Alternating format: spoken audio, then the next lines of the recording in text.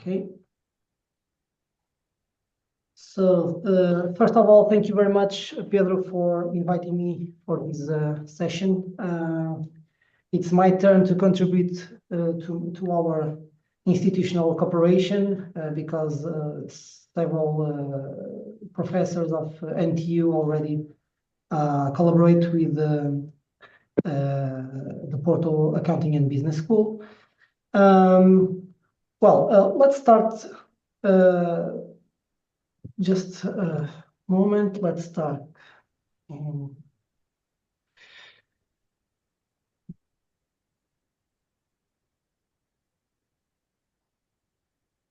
Yeah, I think now you can see my slides, so we can start right now. So yes, this session we'll talk about systematic literature review step by step. Basically, I have prepared a session for people that are starting the PhDs, even though can be helpful for other students, but especially thinking in starting PhD students that need to conduct a systematic literature review for their works. Let's start by answering this question. Well, what is a systematic literature review and why to conduct it? This SLR, this systematic literature review, can be broadly described as a way to identify, to collect, to evaluate, and synthesize previous research. This is very helpful in the world where the knowledge production in all the scientific fields is accelerating at a tremendous speed. So we can say that all day, every day, in any place in the world, we produce science or we produce knowledge. So it's somehow difficult for a researcher to know everything. And we need actually for our research to keep up with the state of the art. When I start my PhD, that actually my background is contemporary history. When I start my PhD, that was and I made basically a traditional thesis. Generally, in the beginning, we had a chapter that was the state of the art. So we searched for books, for chapters, for articles, and we try to read it and to make a compilation of articles to know what is going on. But today is impossible to know everything. So we need a more systematic approach for this, and the systematic literature review is a way to help us to reach information, to reach knowledge fast and in a better way. There's plenty of reasons to conduct an SLR. As you told you, knowledge production is accelerating. Anyway, the research activity in general remains fragmented and interdisciplinary. It means that, for example, nowadays I work in the pedagogical field, in the education field, but also with the online, digital education. So I don't know, for example, what engineering is done in my field, and somehow our activities can be connected. You know, education, computer science, or other types of research fields. So it's also hard to keep up with the state of the art and to be at the forefront of the research. So we need the strategy, we need the methodology to know what is going on in our fields. Another reason could be it's hard to access all the collective evidences in a particular area of research. So we are going to need to know what kind of databases we need to check and how to collect good scientific articles, because there's a lot of predatory journals nowadays. Basically, they want you to pay to publish, but the impact factor is not high if actually it exists. And a traditional literature review often lack thoroughness and rigor and are conducted ad hoc rather than following a specific methodology. We are going to see in a few minutes that systematic literature review is not the only way to review literature. But with this SLR, actually, we know that we have a specific protocol, a specific methodology. So it's better to have this methodology that actually could be called scientific than have other things that are not scientific or more scientific. Well, a well-conducted SLR as a research methods create a firm foundation for advancing knowledge. This is also important because it can facilitate theory development, theory revision, even if you want to consider this. And an SLR can also address research questions with a power that no single study has. For example, when you start a research and you think in several research questions, you can actually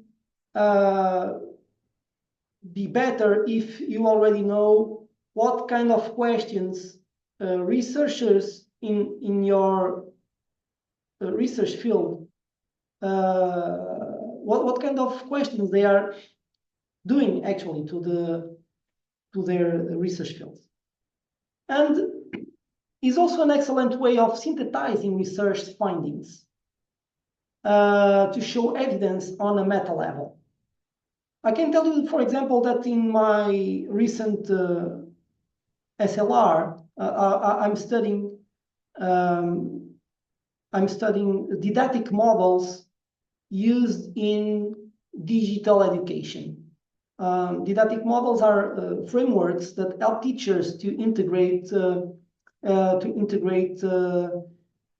content or improve the content in a better way in the online education or digital education. And one of my main conclusions are at the meta level. For example, we have several didactic models to integrate technology, content, student and teacher relation in this area. And at least, for example, I had at the beginning about 2,000 articles, and I end with 19 articles related to my questions. And then I was able to know that teachers in higher education, for example, they are using these models basically to teach other teachers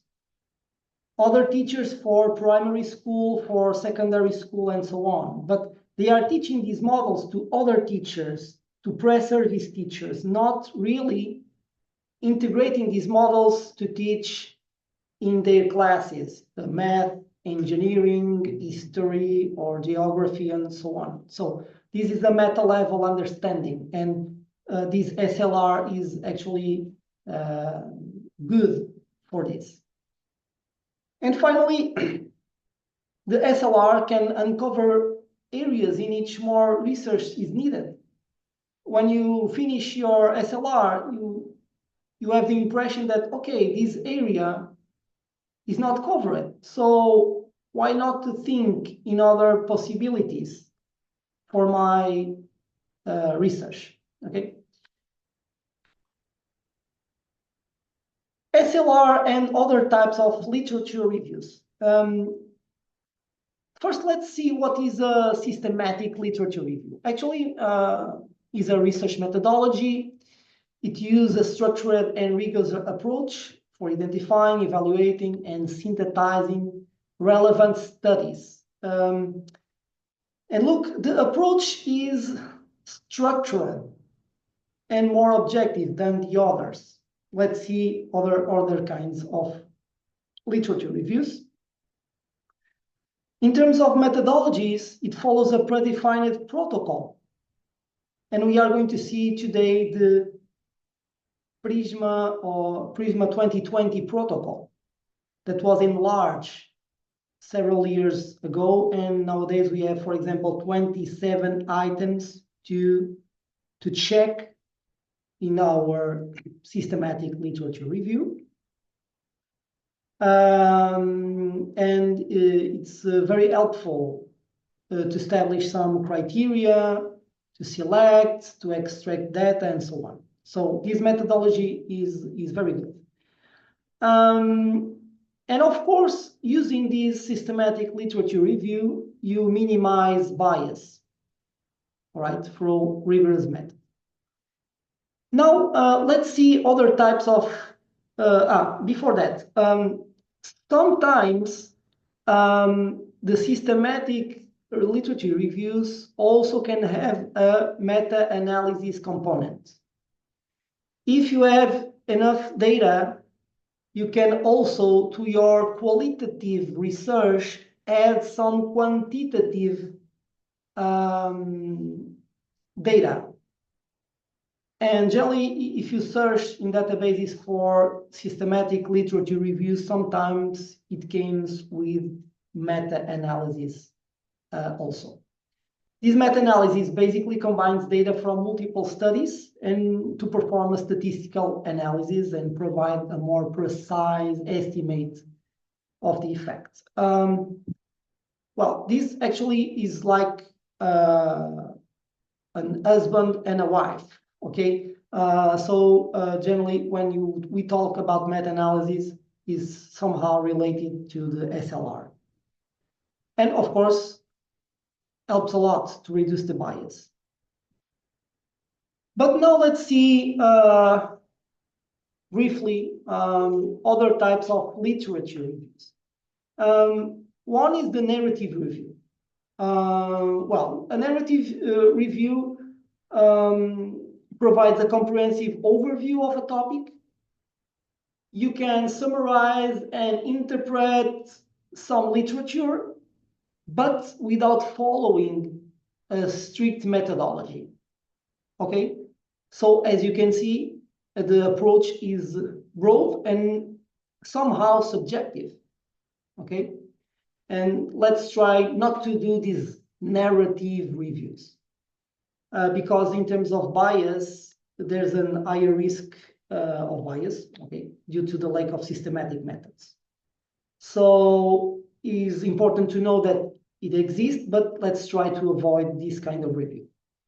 Regarding scoping reviews, it maps the existing literature on a broader topic to identify key concepts, research gaps, and types of evidence. One more time, the approach is broad and exploratory. It's good if you are in the very beginning, okay, because it's exploratory. Now you can enlarge your let's say your scope, okay, and try to see what is going to be produced in terms of science. After that, and we have the umbrella review. This umbrella review aggregates data from multiple systematic reviews and meta-analysis. It's like an umbrella, okay? The approach aggregates data from multiple systematic reviews and meta-analysis. In terms of methodologies, you synthesize high-level evidence for existing reviews, provides a comprehensive summary of evidence across multiple reviews. So if you already have collected a lot of reviews, actually this umbrella review will help you to aggregate all the data that came from these systematic reviews.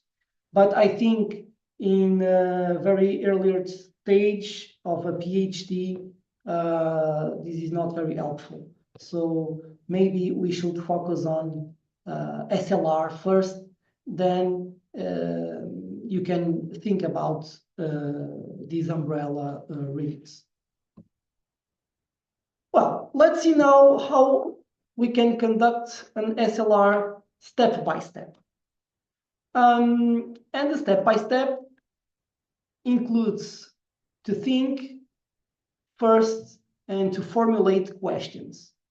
What do you want to know about or inside your research field? Okay, this formulation of questions is very important because it will guide you. It will guide you through these systematic literature reviews. Actually, when you start making questions, it's when science begins. You know, if you look to for example, the production of knowledge in history, actually we have at first theology that formulates questions that actually produce knowledge in terms of truth. What is the truth? Then after that you have philosophy that actually make questions to that truth, and in the end you have science, and science starts with ignorance. I mean, you only can search for something if you ignore what you want to do, what you want to know, actually. So science starts from ignorance and starts by questions. When you start making questions about what you ignore, actually you start science, right? So this is the first step. Then you need to develop a protocol. Actually, this systematic literature review already have some frameworks with protocols, so you don't need to think too much about these protocols, even though you should at least read some systematic literature reviews and try to see what the authors are doing in terms of protocol to know better. Then you need to conduct the research itself, select the studies, appraise that studies, and start extracting data, okay? To, after that, analyze and interpret the results. So step by step is like this, okay? What are the basic components of an SLR? Actually, you should work first on the rationale, okay? Try to know, try to define what do you want to do, and this rationale will also be focused on your objectives. So after the rationale, you should define clearly your objectives. And with these objectives, you can define your research questions. Okay. For example, in my recent literature review, my objective was to know what kind of didactic models how teachers are teaching with didactic models in online education, basically. So for this main objective, to know what teachers are doing, I start by defining the research questions, like what kind of models teachers are using, and what kind of challenges and what kind of results they have using these models. Okay, so I have the objectives, then I define the research questions. Could be one, could be two, could be 5 research questions. If you have a look on similar articles in your research field, of course, you are going to know better what kind of research, what kind of questions researchers are posing. Then another component will be defining the inclusion and exclusion criteria. When you start searching for articles, you need to have in mind very clear what is your research topic. If my topic is digital education, I'm not going to search for traditional education or for blended education. I need to focus on my topic, okay? Then you also need to define what will be the context and the type of articles that you are going to use. I'm going to use research articles only, or I'm considering using book chapters or books or preprints or other kind of materials. Okay, so you need to clarify what kind of articles you are going to use.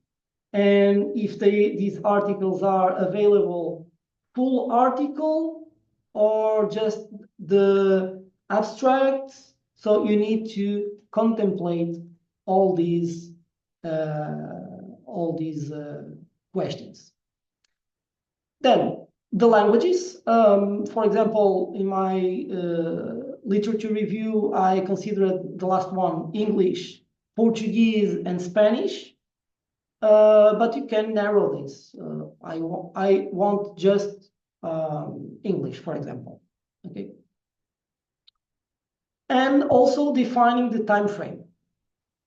I'm going to study the articles from 2020 till 2025, for example, 5 years.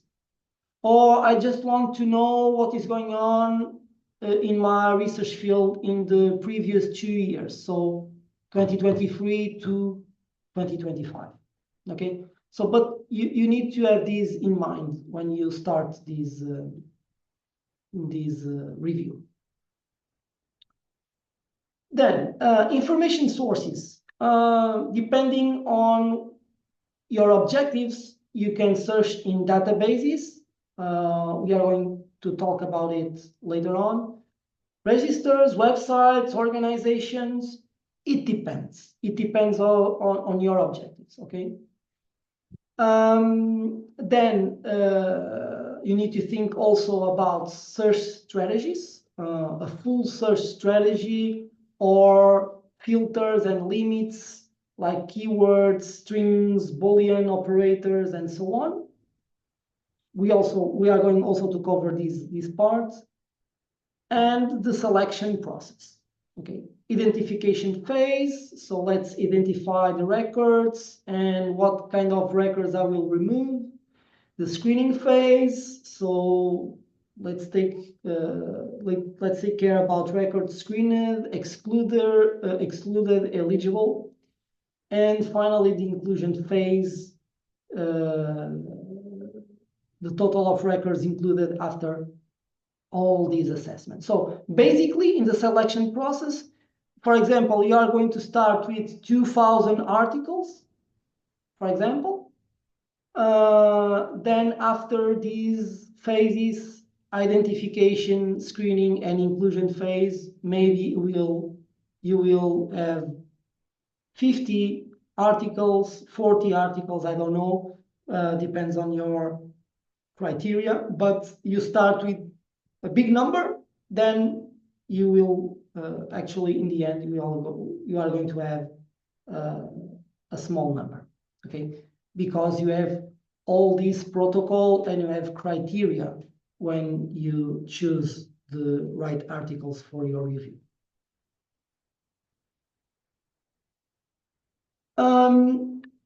Basic components also, the synthesis methods. So you need to think about the methods to analyze and synthesize this data.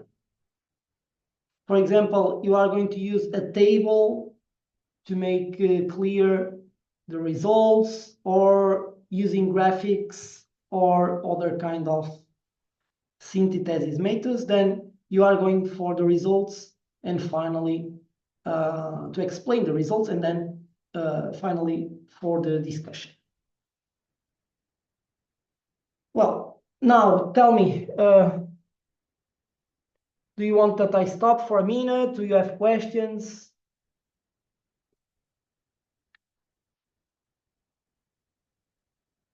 Until now, I don't know.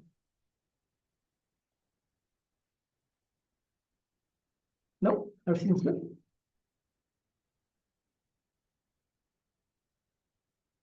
So let's go to the frameworks and guidelines for SLR.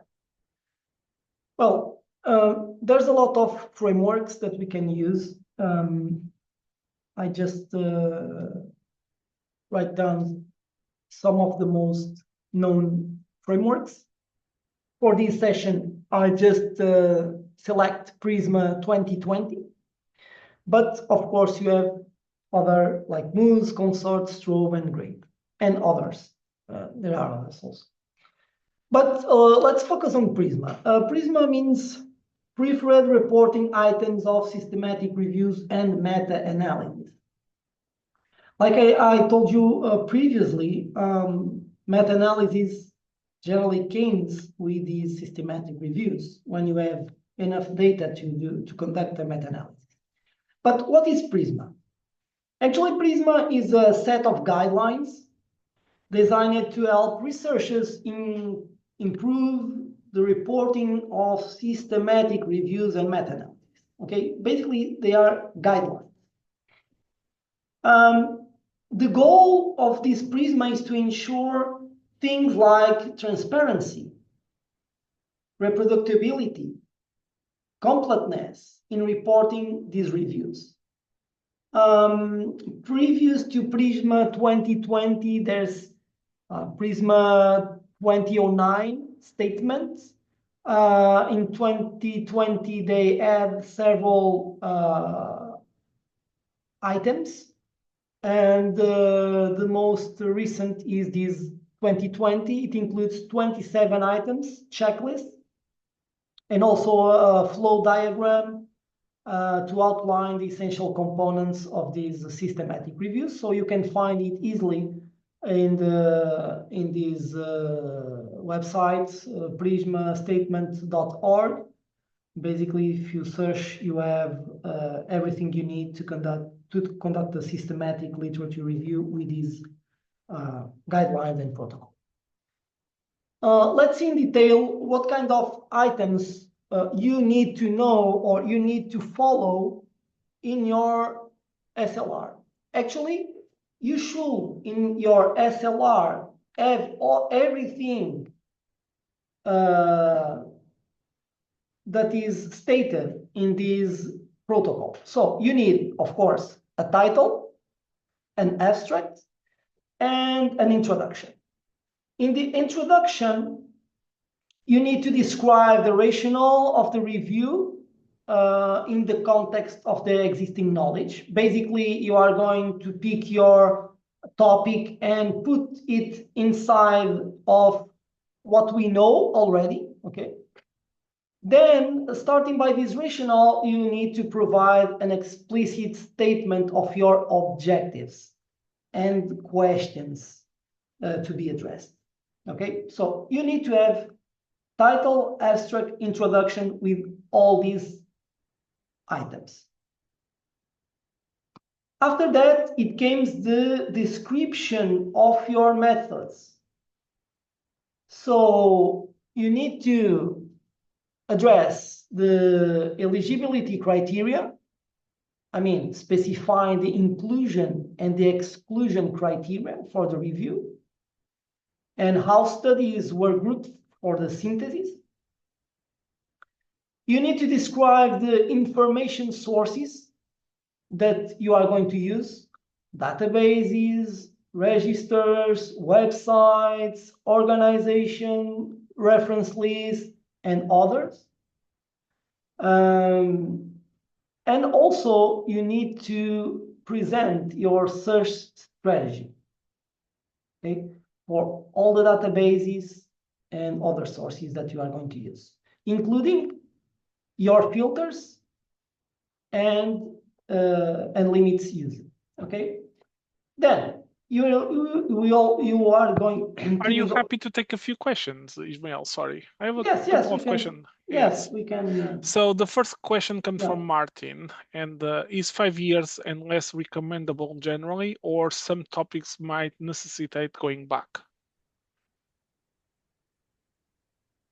Sorry, I'm trying to read the question. Yeah, is Martin? Yes. Yes. Well, so it depends. For example, when you do a systematic literature review, basically, it's about 6 months to 2 years. This is the mainstream.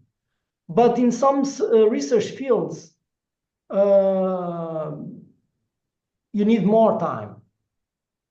You need more time. For example, in my case, the last one about the digital education, you know that there's an explosion of digital education forms since COVID-19. So COVID-19 was 5 years ago. This is why I use 5 years. But it depends on your research field. In some fields like medicine or pharmacy, or I imagine computer science, maybe 2 or 3 years is enough.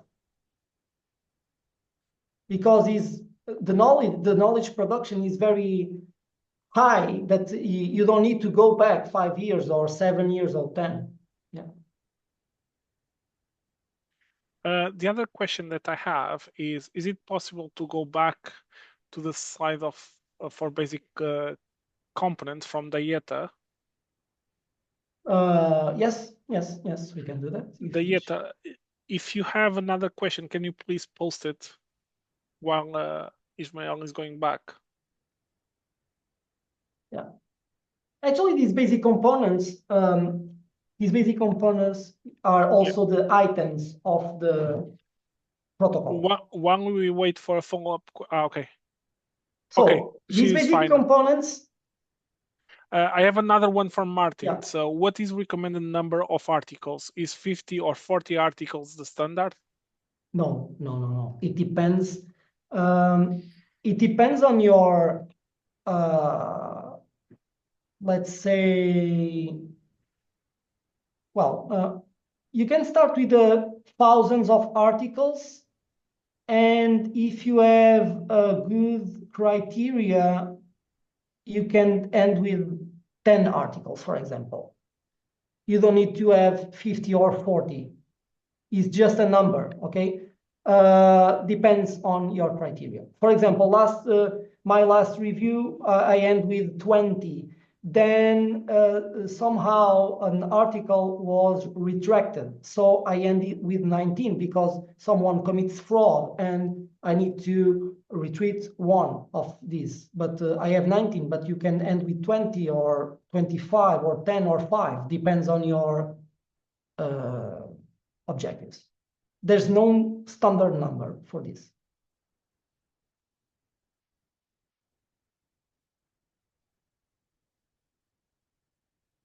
On good, no follow-up questions. Sorry. Okay, so we were in the methods, right? So data collection process. You need also to state what methods you have used to collect the data from the reports, including how many reviewers collected that data. For example, in my case, I was the only researcher for my literature review, but if you are working in a team, maybe 2 or 3 researchers are involved. So you need to state what research A have done, what research B have done, and what research C have done. So you need to put it in the paper and describe this data collection process. Okay. Then it comes the data items. You should list and define all the outcomes. And then the study risks of bias and assessment. Let's make it short, okay? So the effects measures and then the synthesis methods. Then we have more, so I'm not going to read everything because in the end I will give you the slides and you can read and check once again. Then it comes the results. You should describe the results of your search and the selection process. Generally, in PRISMA, you have a flow diagram, and it's very easy to know what kind of process you have followed, even though you can describe in the text how you reach the results. Then let's say after this, you also can do some tables, some graphics, and you can present the information or the data through these means, not only in text, okay? And finally, after presenting your results, you should discuss the results. That's a basic thing, okay? And other information to put it. After this, we are talking about PRISMA item checklist. But when you write down the abstract of this SLR, you have also an abstract checklist. You should ensure that your abstract has the title, the background, the methods, the results, the discussion, and others. So in some lines, in maybe 10 or 15 or 20 lines of the abstract, maybe 20 maybe 15 it's okay, not 20, but in your abstract you should have everything that this checklist had actually. So you must put everything in the abstract. So when you conduct this systematic review with PRISMA framework, you need to be careful with the items checklist, but also with the abstract checklist. All right. Practical tips. Databases. Of course, you have the most known databases, like Web of Science. In Web of Science, try to consult the core collections. Web of Science core collection, because you have more rigorous studies in this core collection. You also have Scopus and Science Direct, okay? Then you have specialized databases like the IEEE, Explore, the PubMed, and so on, depends on your, of course, it depends on your research area.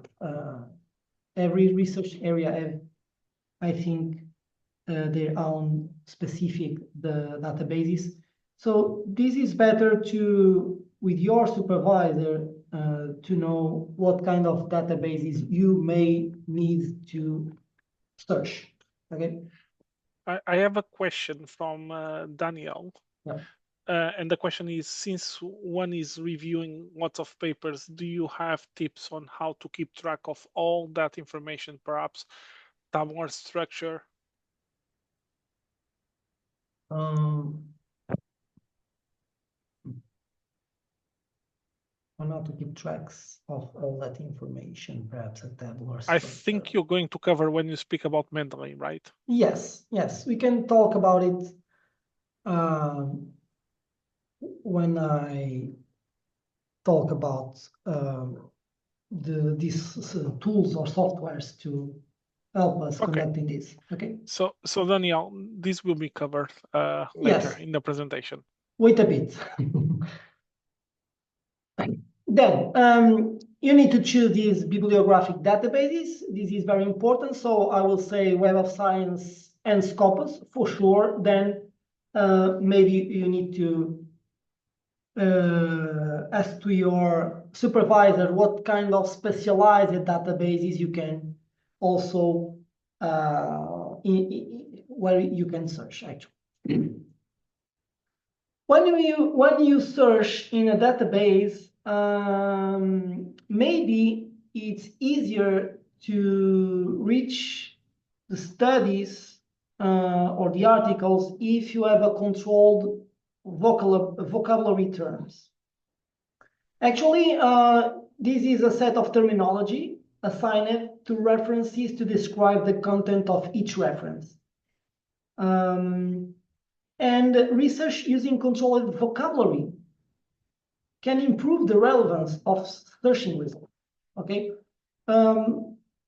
Let's say, for example, I don't know if you use these, Pedro, the UNESCO Thesaurus to collect search terms.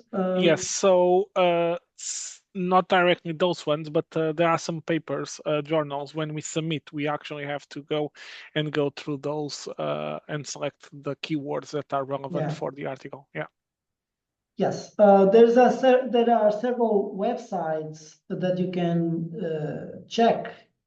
And if, for example, I just write computer science, and then it comes synonyms and related words like cybernetic, artificial intelligence, computer applications, computer techniques, computer technology, informatics. So when you are trying to find the right keywords for your search, maybe it's a good idea to start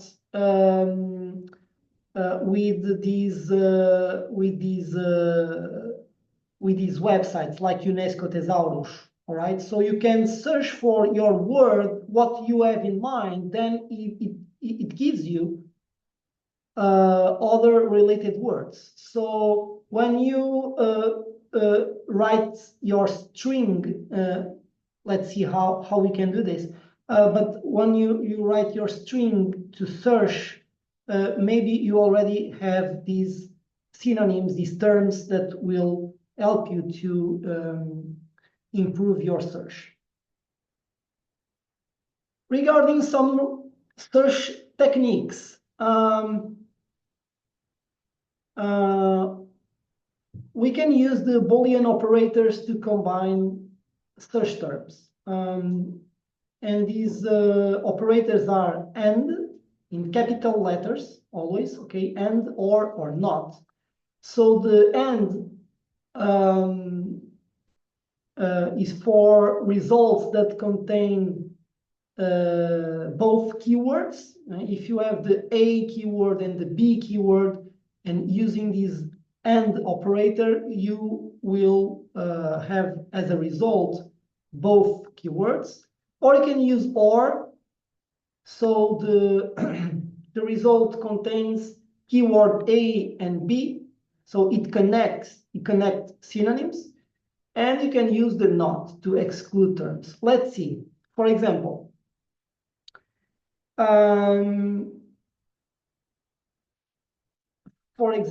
if you put like in the string below digital or electronic, okay, and education, the result will be digital education or electronic education. Okay, if you put digital learning and e-learning, you will have results with both terms. So this is very important because you can achieve better results using these Boolean operators. Okay, and also the parentheses, you can use it to have better results also. Okay, like I was describing below.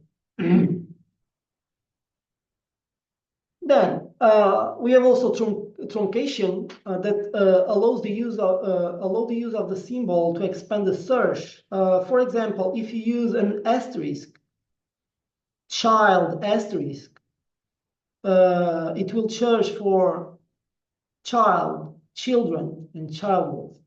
So you don't need to put in your string child or children or childhood, right? So you just need to put child and an asterisk. So it will search for all these terms. Also, exact phrase search. You can use quotation marks to do that. So like in the example, so massive hemorrhage. It will search not for massive, not for hemorrhage, or not massive hemorrhage alone, but it will search for this exact phrase, okay? Then be careful with the spelling variants, especially in English, because you have UK English and US English, so you need to be aware that you have different results if you search for different words. It's like in Portuguese. If you search for Portuguese from Portugal and Portuguese from Brazil, of course, I need to be careful with these spelling variants. Okay. Do you have questions till now? On good for now. Okay. Then databases. Let's see the basically two, Scopus and Web of Science. As you may know, Scopus, it's a database of bibliographic references and citations, and it covers thousands of journals across various fields of knowledge. So it's always a good choice, okay? And plus, it's daily updated. They have updates every day, so you cannot skip for sure this database, okay? Another one will be Web of Science, and especially the core collection. I think it's better to start by core collection. In 2025, these Web of Science have more than 24,000 journals, okay? And in core collection, less. You have around 21,000. So I prefer always to search in core collections, even though you can expand your search for sure. This Web of Science indicates the affiliation of all authors. This could be also important. It covers about 254 disciplines in science, social sciences, arts, and humanities, and it's weekly update. Okay. Then you have the specific ones that I told you depends on your research field. Computer science for sure will have their own databases. If you are working on medicine, you need another one. If you are working in business, you are going to search in specific ones, maybe you can ask your supervisor for this information. I have a question from Agiro. Yeah. So you mentioned literature reviews, and you mentioned umbrella literature review, scoping literature review, systematic literature review. So his question is that, is the difference between scoping and systematic literature review a part being more rigid, and then he also says he described the different literature reviews and mentioned umbrella LR, scoping LR, systematic LR. My question is that, is the difference between scoping and systematic literature review a part being more rigid? Sorry, it's the same question. Yeah, it's the same question. Yes, let's say that. Let's say this: if you search in high impact journals, you will see a lot of systematic literature reviews. Okay, but you are not going to find scoping reviews too much or umbrella reviews. Let's say that the specificity and the protocol follow in an SLR is better than in the other kind of literature review. So I think it's better to focus just in SLRs and forget the others. Okay, for your, of course, for your thesis, right? Then when you reach the senior researcher position, maybe you can do an umbrella or scoping on something like this, but for this session that will be for PhD beginners mostly, just focus on this SLR. I think it's better than understanding all the differences between these literature reviews. Okay.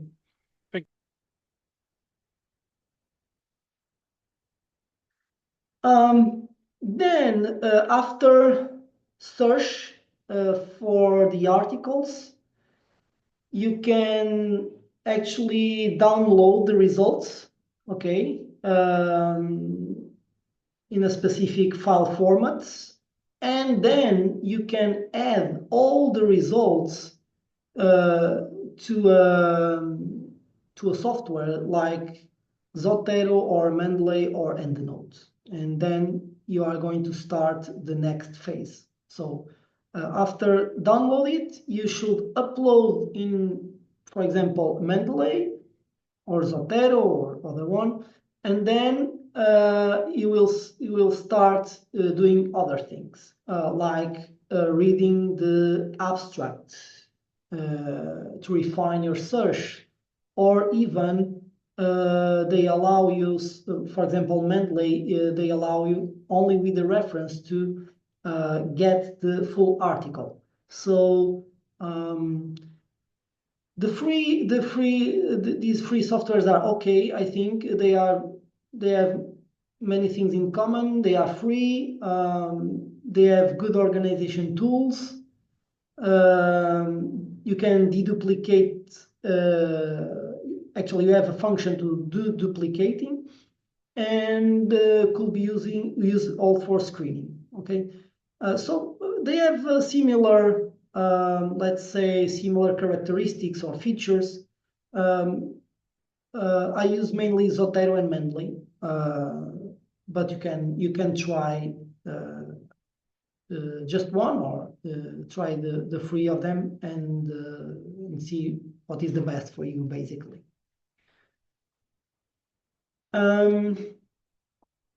Then the dissemination of the study. For the dissemination of the study, you need, of course, to choose the best journals and avoid predatory publications. You can actually, when you are after the conducting the literature review, you need to choose one journal. So I think it's a good idea to check the CWTS journal indicators You have filters for searching for your field of knowledge. And there you can see what kind of publications are best positioned in the ranking. And you can choose, of course, with your supervisor, the best journal for you.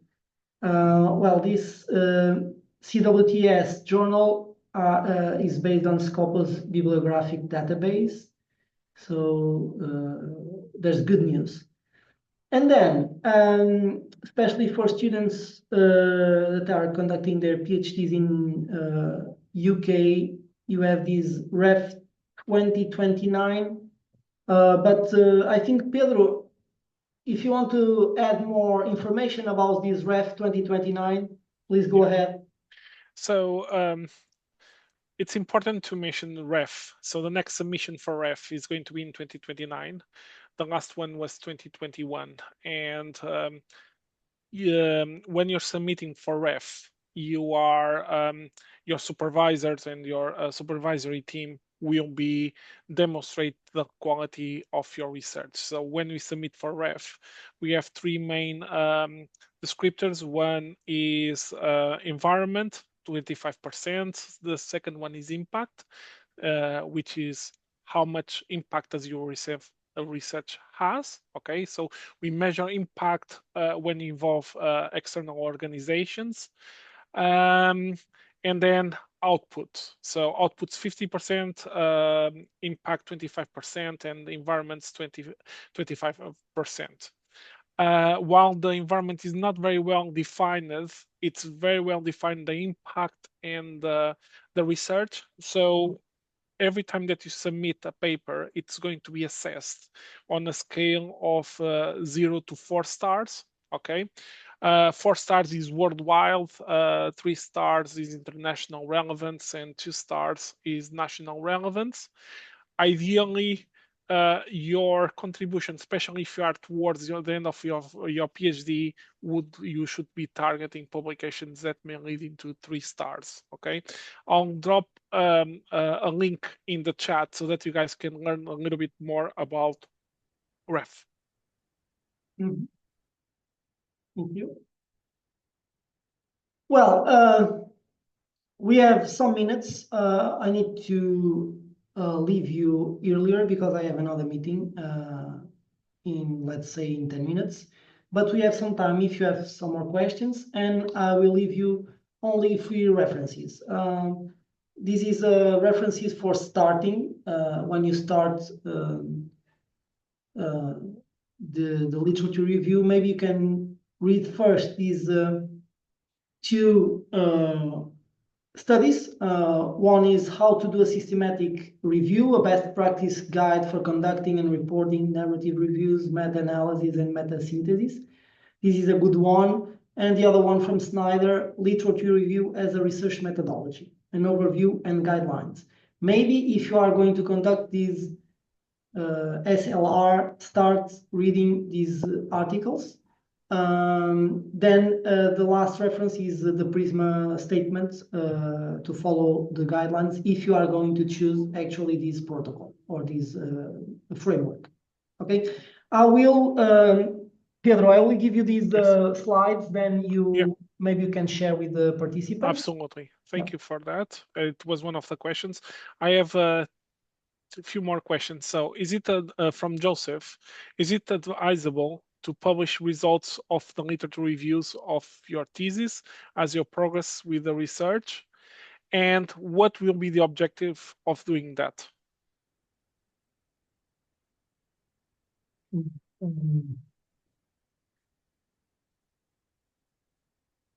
Well, if you're, I don't know what kind of thesis do you have in NTU or in UK.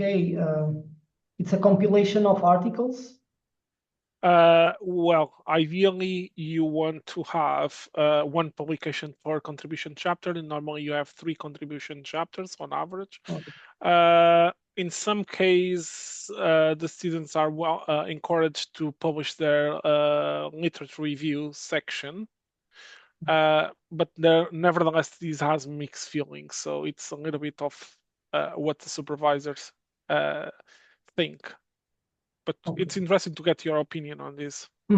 Well, actually, you need to talk with your supervisors and to check what is advisable for that. Because, for example, in Portugal or in Spain, you must publish your literature review. Actually, is the first article of your thesis, so you must publish it. Of course, my feeling is in the next years, this kind of article will disappear.